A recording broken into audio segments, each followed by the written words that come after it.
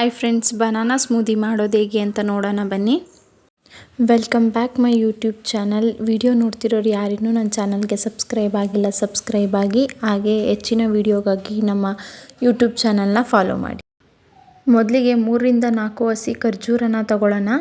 ಮತ್ತು ಅದಕ್ಕೆ 1 ಟೇಬಲ್ ಸ್ಪೂನಷ್ಟು ಸನ್ಫ್ಲವರ್ ಸೀಡ್ಸ್ನ ತಗೊಂಡಿದ್ವಿ. ಮತ್ತು 1 ಟೇಬಲ್ ಸ್ಪೂನಷ್ಟು ಪಂಪ್ಕಿನ್ ಸೀಡ್ಸ್ನ ತಗೊಂಡಿದ್ವಿ.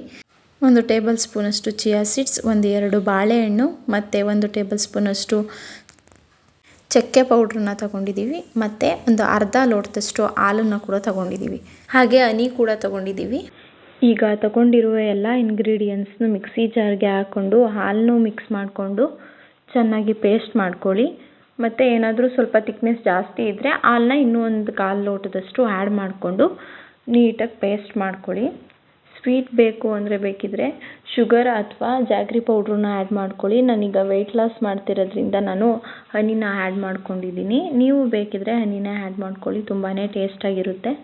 ಡೇಟ್ಸು, ಪಂಪ್ಕಿನ್ ಸೀಡ್ಸ್ ಮತ್ತು ಸನ್ಫ್ಲವರ್ ಸೀಡ್ಸ್ದೆಲ್ಲ ಏನೇನು ಬೆನಿಫಿಟ್ಸ್ ಇದೆ ಅಂತ ನಾನು ಪ್ರೀವಿಯಸ್ ವೀಡಿಯೋದಲ್ಲಿ ಅಪ್ಲೋಡ್ ಮಾಡಿದ್ದೀನಿ ಕ್ಯಾಪ್ಷನ್ಸ್ನ.